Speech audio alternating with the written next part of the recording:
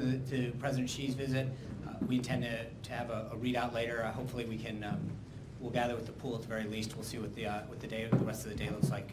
I'll try to get back over here as well, but we'll continue to update that. I just wanted to provide a little bit of a tick-tock on the President's action. I know there's been a lot of interest in this, and then we can take a few questions on this. But with respect to the action the President took in Syria, and the questions regarding the timeline, let me just kind of walk you through it. On Tuesday at about 10:30 in the morning, the President was informed during the course of his daily presidential briefing about the actions in Syria. He, at that time, asked the team for additional information and updates. The interagency team spent the day developing an initial range of options for the President. At about 8 o'clock on Tuesday night, there was a restricted deputy committee meeting on the situation. Preliminary options were presented and refined. Sean, can you talk louder, please? I'm sorry. On Wednesday, so on Tuesday night, there was additional. There was a deputies meeting at the White House where options were presented and refined. And interagency guidance was developed. Wednesday morning, a restricted principals meeting was conducted where interagency options and gave further guidance to refine. Around 3 o'clock on Wednesday, a national security meeting was convened where the President was briefed on options. He reviewed the options in detail, asked a series of questions to his team, requested further information, and the decision to reconvene on Thursday was made. At about 1:30 on Thursday, en route to Florida, the President convened the national security team. There was aboard Air Force One and others via secure video conference on Air Force One. Later that day, at approximately 4 o'clock, the President, the Secretary of State, the Secretary of Defense, National Security Advisor, and other members of the national security team met in a secure room down here where they were piped in with the rest of the team via secure video teleconference. The President gave the okay to move ahead. At approximately 7:40, 59 Tomahawk missiles were launched from Navy destroyers in the Eastern Mediterranean. What's that? 1940 Eastern. From Navy destroyers in the Eastern Mediterranean. All 59 hit their target. At 8:30, notification of foreign leaders and congressional leadership began. The Vice President called several congressional leaders and began calling some foreign leaders. The Secretary of State, the Secretary of Defense, National Security Advisor, and others were also involved in making some of those phone calls to both heads of government, defense ministers, and congressional leaders. Around 8:30, 8:40, first impacts began on the ground. The President informed President Xi that strikes were occurring. As their dinner concluded, all along, the national security team continued to monitor the event and the situations. After dinner, the President went back down to the secure room where he was briefed by the Secretary of State, the Secretary of Defense, the Chairman of the Joint Chiefs, and others were present via a secure video teleconference. In the Situation Room, the Secretary of Defense was on a secure line, video teleconference, as well as the Chairman of the Joint Chiefs. Several of the members were convened in the Situation Room in Washington, D.C. The President was updated on the effectiveness, was informed that battle damage assessment would take a few hours, but that initial results were extremely positive. He asked about reaction from the world community as well as congressional leaders, and was informed that there was fairly unanimous praise for the decision and the action that the President took. So that's pretty much the tick-tock. Pentagon and the National Security Team continue to provide the President with updates this morning, and as soon as his visit with President Xi, I expect a further update to the President. Hallie. Sean, can you talk a little bit about the next steps here in Syria? Was this a one-off? Does this change the administration's policies moving forward? What happens from here? Yeah, I'm not going to get in. I think when you've heard the President talk, he spoke extensively in his Rose Garden the other day with King Abdullah there, that he's not going to telegraph his next move, but I think that this action was very decisive, justified, and proportional to the actions that he felt needed to take, and I think it sent a very strong signal, not just to Syria, but throughout the world. Let me ask you a follow-up question now. How does this fit with his America First foreign policy? Is that still his stated position? Absolutely. I think that his actions were very clear under Article 2 in our nation's national security. There's a very important national security interest in the region. stability, and obviously there's a huge humanitarian component to this. Sean, Julie? When McMaster was briefing last night, he said that the president had been presented with 3 options. Mhm. Can you be a little more specific No. about what the 3 options were? I can't. Can you talk about the process that the president went through when he got the 3 options, who he consulted with, and then what his recommendation or request to the team was in terms of narrowing them down? Yeah, again, I'm not going to get into specifics. There's obviously both in terms of what could have been done, but obviously that would telegraph potential future action that I don't want to get into, and a lot of that remains classified.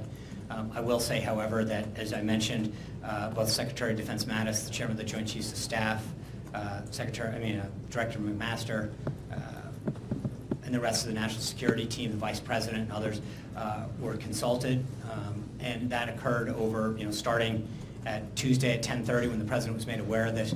He continued to ask questions and ask for options. So this was a very evolving process in which the President was given updates, asked additional questions, given additional options, refined those options until an ultimate decision was made yesterday. Sean, Margaret? talk about. Can you just clarify? I think you said that the president informed Xi after the strikes had concluded. Is that accurate? The exact timeline, the President, as you know, yesterday was having dinner. I think after the dinner concluded, I believe that the impact had been made. I'd have to check the exact timeline. But the impact occurred at around 8:30 last night, Eastern Time. The President informed President Xi as dinner concluded, and he was on his way back to his temporary quarters. So where the exact timeline is, I don't know, but my understanding is that everything had made impact by the time he was informed. He informed President Xi. Can you put that in context, because clearly the president has said that North Korea is of deep concern to That's him. right. This is a military action that he has taken unilaterally. As he explained this to Xi Jinping, was it put in that context? Was there any broader message that, like, look, if you don't help us crack down on North Korea, we are willing to go ahead with similar action? Yeah, I'm going to let, there'll be a readout later today about all of the areas and issues that were discussed, and I think we'll try to get some individuals down to talk about specifics on the topics they were talking. I believe that what the President stated last night was just simply that action had been taken, what he was doing, what had happened, and that he was going to be briefed. I don't think there was any immediate nexus, but I was not present for that conversation. Sean, just to clarify clarifying the follow-up, HR McMaster said last night, I believe, that there were 2 NSC meetings. I believe you described more meetings than that. How many meetings was the President personally involved in throughout this process? I have 4 that were 4. 4, okay. Well, again, remember, it started with the PBD. I mean, it depends.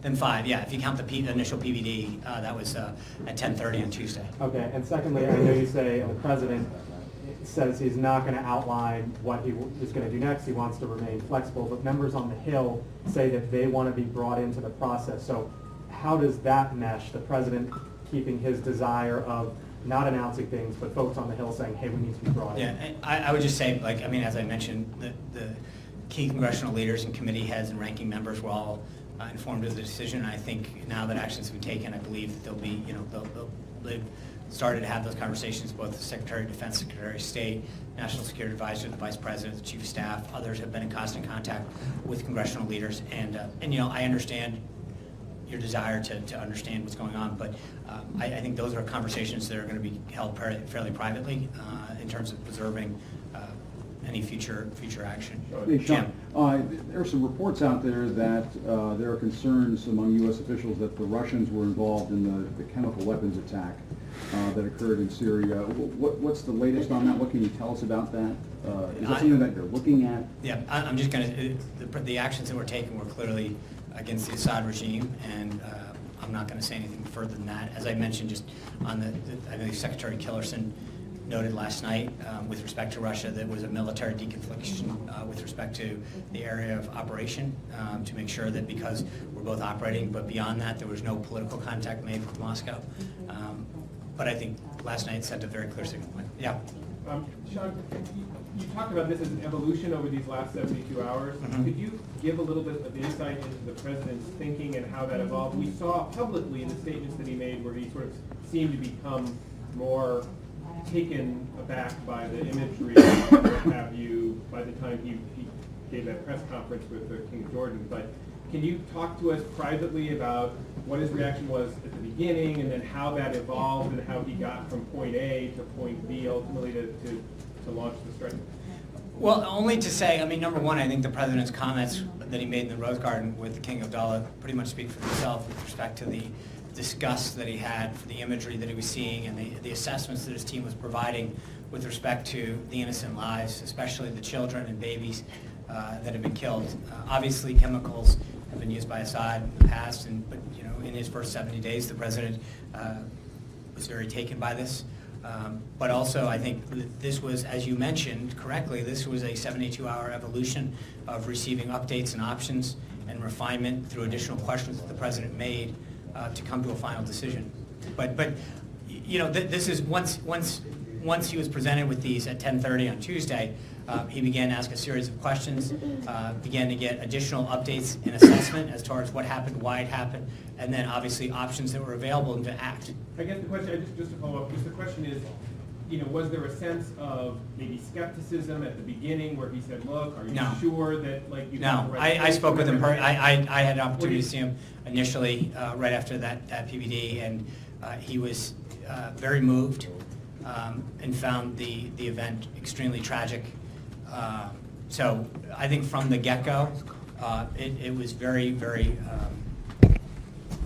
disturbing and tragic and moving to him. And so you had a sense that he was there in terms of military strikes? no, I wouldn't say, no, again, yeah, I wouldn't, just before we get too far, the answer is that he had a very deliberative process of asking his national security team to develop options,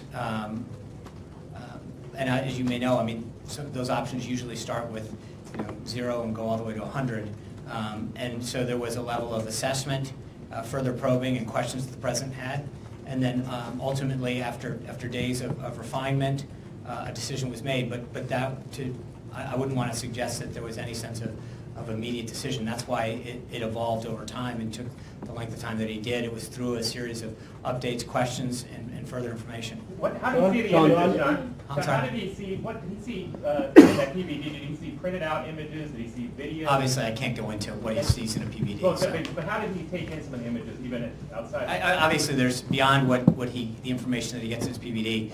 There were very clear images that were available online in newspapers and on television that everyone in the world could see. Was he seeing those too? I'm sorry? He was seeing those too in the public images that were out there? Oh, absolutely. Sean. Thanks, Sean. As part of this 72-hour evolution, does the president now believe Assad needs to leave power? Is that part? I think that the president's actions were very decisive last night. I think are very clear about what he thinks needs to get done. I think first and foremost, the president believes that that the Syrian government, the Assad regime, should at the minimum agree to abide by the agreements that they made not to use chemical weapons. I think that should be a minimum standard throughout the world. So I think that's where we start. I think a very, very clear message was sent last night, one that was backed up and echoed by not only our own leaders here in this country, but throughout the world. Sean, the president during the campaign warned that action against the Assad regime could result or devolve into World War III. He talked about the risks of drawing in Russia and Iran into a broader conflict. Is the president at all concerned about that happening, or the fact that as U.S. planes fly over the Syrian skies that they could run into interference from either Russian or Syrian defense systems? I think if you've seen the response from the world community, including some of the countries that you've mentioned, I think that they understand that the U.S. Acted appropriately, and in most cases, there is widespread praise from around the globe for the president's actions. But is that not something that he's concerned about anymore? I think the president, as I said, the team last night, Secretary of Defense Mattis, Secretary of State Tillerson, the Vice President, the Chief of Staff, the National Security Advisor, who was on the phone, not just with members of Congress, but with foreign heads of government as well as defense ministers, and almost universally were praised for the president's decisive action. Sean, also, to follow on that, Sean, also on the campaign trail, the president expressed a desire to work with Russia to defeat ISIS, but this clearly puts a setback on that. I don't Is know still that I a agree with goal? that. Is I think still that his goal, though? there can be a shared commitment to defeat ISIS and also agree that you can't gas your own people. I don't think that there's a mutual level of human decency that I think we can expect out of everybody. And I don't think that goes hand in hand with also augmenting that with our national security interests. Sean, can you clarify? Sean, can you give us a sense of who, what foreign ministers and defense ministers were spoken to last night? And does the president have anybody on his schedule today, world leaders that he's going to talk to? As I said, the president's been continuing in meetings with President Xi. I'll see on both of those whether or not. Also, one more thing. Yeah. The Russian Foreign Ministry statement this morning called this a clear act of aggression. It suggested that the United States had been planning this strike even before the chemical attack. Can you respond specifically to that? I think I just gave you a very clear tick-tock of what the president's notification and how he derives at the action he did. That pretty much speaks for itself. And I'm sorry, the other.